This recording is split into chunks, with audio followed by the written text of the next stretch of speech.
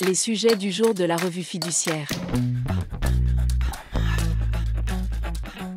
Premier sujet de notre JT. Franchise fiscale des organismes sans but lucratif.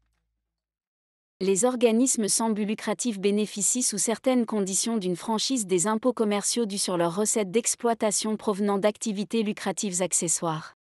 Ce seuil fait tous les ans l'objet d'une revalorisation. Il est fixé à 78 596 € en matière d'impôt sur les sociétés pour les exercices clos à compter du 31 décembre 2023. Ce seuil est également valable pour la contribution économique territoriale de 2024 et, en matière de TVA, pour les recettes encaissées à compter du 1er janvier 2024. Toutefois, le bénéfice de cette franchise de TVA pour l'année 2024 sera acquis dès lors que le chiffre d'affaires réalisé en 2023 ne dépasse pas 78 596 €. Deuxième sujet de notre JT. Contrôle des délais de paiement interentreprises.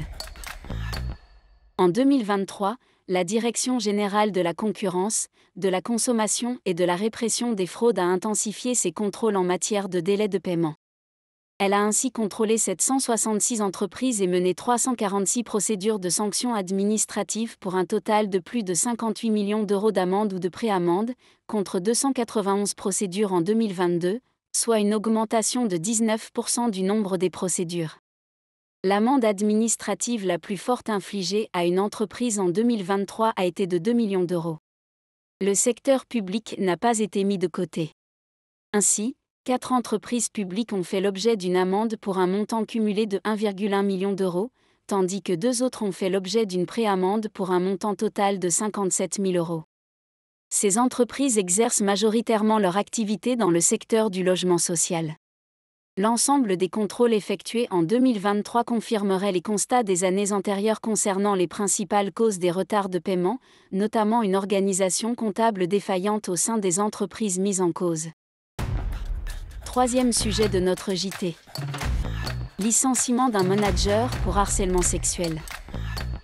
Un salarié manager dans un établissement bancaire avait été mis à pied à titre conservatoire, puis licencié pour faute grave pour harcèlement sexuel.